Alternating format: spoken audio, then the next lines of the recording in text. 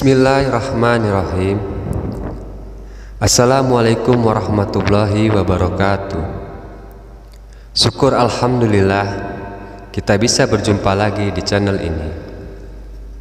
Salawat dan salam selalu dan tetap tercurahkan kepada junjungan kita Nabi besar Muhammad sallallahu alaihi wasallam.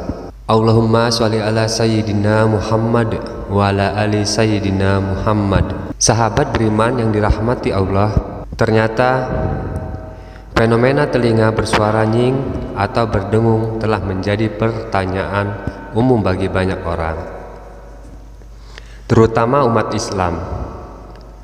Banyak yang mengira bahwa ia sedang digosipkan oleh tetangga atau dirasa-rasa oleh orang yang tidak suka dengannya.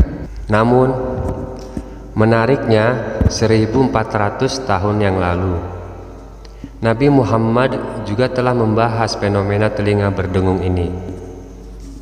Beliau mengajarkan bahwa jika seseorang mengalami telinga berdengung, itu berarti mereka berada di tingkatan tertinggi di alam roh atau malaka. Dalam pandangan medis, tinnitus atau apa yang umumnya kita kenal sebagai telinga berdenging adalah suatu kondisi yang dialami oleh sekitar 15% hingga 20% populasi, terutama pada lansia. Tinnitus dijelaskan sebagai pengalaman mendengar suara seperti berdenging atau jenis suara lainnya, seperti mendengung, menggelegar, mengklik, mendesis, atau berdengung di satu atau kedua telinga. Meski tidak ada sumber suara eksternal, suara ini hanya bisa didengar oleh orang yang mengalaminya. Kondisi ini biasanya disebabkan oleh suatu kondisi mendasar, seperti gangguan pendengaran yang terkait dengan usia, cedera telinga, atau masalah dengan sistem sirkulasi. Namun, sebagai umat Islam, kita juga harus mendengarkan penjelasan dari sumber-sumber Islam seperti hadis Nabi dan pendapat para ulama agar tidak tersesat. Ada sejumlah ulama yang berpendapat bahwa telinga berdenging merupakan panggilan dari Rasulullah. Gagasan ini didasarkan pada penafsiran dari beberapa hadis dan teks keagamaan. Salah satu dalil yang digunakan untuk mendukung pandangan ini adalah kutipan dari kitab As-Sifa Al-Jami' As-Saghir. Dalam kitab ini disebutkan bahwa ketika telinga seseorang berdengung, ia harus mengingat Rasulullah dan membaca salawat untuknya. Rasulullah bersabda, "Jika telinga salah seorang di antara kalian berdengung, maka hendaknya ia mengingatku, membaca salawat kepadaku, dan mengucapkan zikir." Beberapa ulama menjelaskan bahwa telinga berdengung hanya ketika datang berita baik dari alam roh, bahwa Rasulullah telah menyebutkan pemilik telinga yang berdengung tersebut dengan kebaikan di alam malakut atau majelis tertinggi di alam roh. Penjelasan mengenai alam roh kita bisa merujuk pada pemahaman makrifat seorang sufi. Memandang fenomena seperti telinga berdenging bisa ditafsirkan sebagai tanda atau simbol dari komunikasi antara manusia dan alam semesta atau antara manusia dan Allah. Dalam beberapa tradisi sufi, misalnya, telinga berdenging bisa diinterpretasikan sebagai suara dari dalam diri yang mencoba untuk berkomunikasi atau memberikan pesan. Imam Al-Nawawi dalam kitab Al-Adhkar juga mencatat hadis yang menjelaskan bahwa ketika telinga kita berdenging, kita disebutkan di alam gaib. Hadis tersebut dinyatakan sebagai hasan, meskipun tidak secara spesifik menyebutkan tentang alam malakut. Nabi Muhammad hanya mengatakan bahwa siapapun yang telinganya berdenging harus membaca basmalah dan berdoa agar Allah menyebutkan namanya dengan baik. Ini menunjukkan bahwa Allah menyebutkan kita dengan baik, bukan hanya di alam malakut, tetapi juga di luarnya, bahkan melebihi alam jabarut. Meskipun Allah tidak terbatas pada tempat tertentu, kita tidak mengetahui dengan pasti bagaimana Allah berbicara. Mungkin Allah menyampaikan pesannya melalui alam-alam lain Hanya Allah yang maha mengetahui tentang hal ini. Telinga berdenging memiliki kemiripan dengan tanda melalui mimpi. Rasulullah pernah bersabda bahwa siapapun yang bermimpi bertemu dengannya sebenarnya telah melihat kebenaran. Namun, kadang-kadang kejelasan dalam mimpi dapat dipengaruhi oleh pemahaman kita tentang hakikat Nabi dan kecintaan kita terhadapnya. Jika kita belum memahami dengan baik hakikat Nabi, maka penglihatan kita dalam mimpi tentang Nabi dapat menjadi kabur.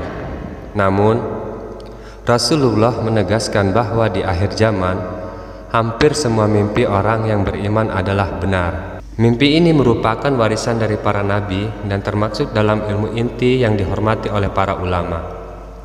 Bahkan, Imam Bukhari dan Imam Tirmizi memiliki bab yang berhubungan dengan penafsiran mimpi dalam kitab sahih mereka. Dalam konteks ini, pandangan makrifat menekankan pentingnya pengalaman pribadi dan interpretasi individu. Setiap orang mungkin memiliki pengalaman dan pemahaman yang berbeda tentang fenomena seperti telinga berdenging atau mimpi bertemu Nabi. Yang terpenting adalah setiap individu berusaha untuk mencari kebenaran dan pemahaman spiritual melalui pengalaman dan pengetahuan mereka sendiri. Namun, perlu dicatat bahwa tidak semua orang setuju dengan interpretasi ini. Beberapa orang berpendapat bahwa hadis yang menjadi dasar dalil telinga berdenging tidak bisa dipertanggungjawabkan. Al-Bukhari menyatakan bahwa perawi hadis tersebut adalah munkar wa hadis, atau perawi yang tidak bisa diterima hadisnya.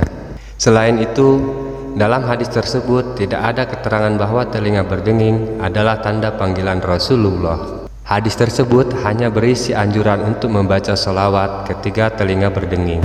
Apabila telinga kalian berdenging, hendaklah dia mengingatku dan membaca sholawat untukku. Dan hendaknya dia mengucapkan, semoga Allah mengingat orang yang mengingatkan dengan mendoakan kebaikan. Beberapa ulama berargumen bahwa hadis ini tidak dapat dipertanggungjawabkan. Hadis ini diriwayatkan oleh beberapa perawi, termasuk Al-Azizi dalam As-Siraj Al-Munir, Al-Haruiti dalam Makarim Al-Ahlak, dan Al-Kali dalam Al-Marhuat, melalui jalur Muhammad bin Ubaidillah dari Makmar dari bapaknya. Namun, Imam Bukhari menyebutkan bahwa Makmar dan bapaknya keduanya tidak dapat dipercaya dalam meriwayatkan hadis. Demikian pula, Ibnu Hajar Al-Kalani juga mengomentari bahwa hadis ini tidak memiliki asal atau tidak ada di kitab hadis. Dan Muhammad bin Ubaidillah dianggap sebagai perawi yang tidak dapat dipercaya menurut Bukhari. Oleh karena itu, menurut mereka, hadis ini tidak dapat dipertanggungjawabkan dan tidak perlu diperhatikan, apalagi dijadikan acuan. Beberapa orang bahkan berpendapat bahwa klaim seperti ini bisa disalahgunakan untuk menyesatkan orang lain. Namun, perlu diingat bahwa pandangan ini didukung oleh Muktamar Nahdlatul Ulama ke-11 di Banjarmasin pada tanggal 19 Rabiul Awal 1355 Hijriah.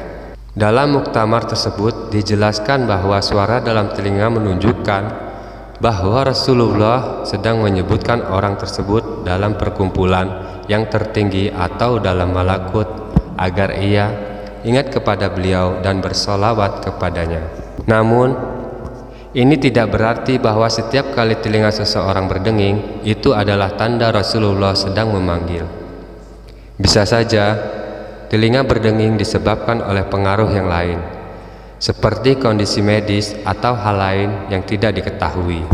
Sebagai kesimpulan, ada beberapa dalil dan interpretasi yang digunakan untuk mendukung klaim bahwa telinga berdenging adalah tanda Rasulullah sedang memanggil. Namun, ada perdebatan dan kontroversi seputar validitas dan interpretasi dari dalil-dalil tersebut.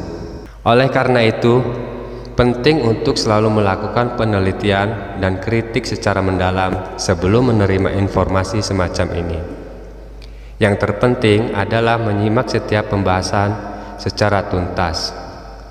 Semoga informasi ini bermanfaat bagi kita semua. Wallahu a'lam bishawab. Wassalamualaikum warahmatullahi wabarakatuh.